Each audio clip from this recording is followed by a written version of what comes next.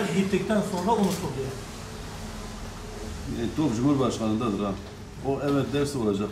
Burada girişimler olduklarını söylediler ama hani şu anda olumlu bir sonuç daha elde edilmedi.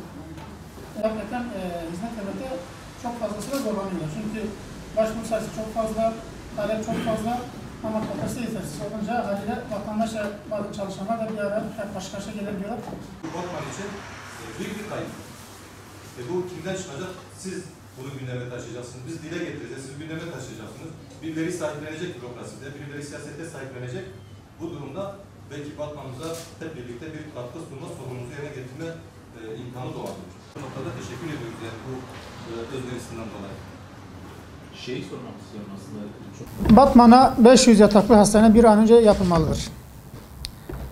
Ülkemizdeki en yüksek nüfus artış hızına sahip olan illerin başına yer alan ve çocuk genç nüfusun yoğun olduğu Batman'da sağlık alanındaki en önemli sorun fiziki anlamda yetersiz olan, vatandaşlarımızın ihtiyacını karşılamaktan uzak olan kamu hastaneleri yetersizliğidir.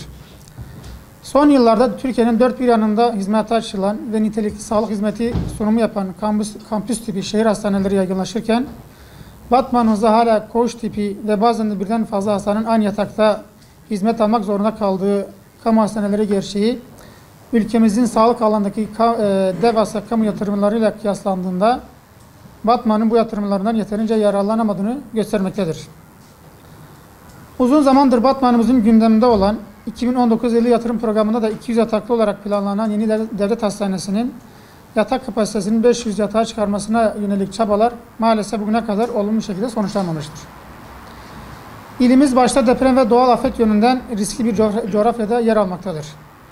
Olağan durumlarda bile hastanelerimiz işte acil servisler olsun, yoğun bakımlar olsun, ameliyathaneler olsun ihtiyaca cevap vermekten uzakken olağanüstü durumlarda ve afetlerde sağlık hizmeti sunumunda ciddi sıkıntılar ortaya çıkacağı aşikardır. Yine söz konusu hastane kapasite yetersizliği nedeniyle hastalar il dışına sevk edilmektedir. Ciddi orandaki bu sevkler hem hastaların hem de ambulansta görev yapan personellerin de hayatı için bir risk olarak ortaya çıkmaktadır. Kamu yatak sayısı oranında fakülte hastaneleri de tıp fakültesi hastaneleri dikkate alındığında Türkiye'de son sırada yer alan ilimizin sağlık alanındaki en önemli ihtiyacı bize göre en az 500 yataklı bir eğitim araştırma hastanesi yetersizdir.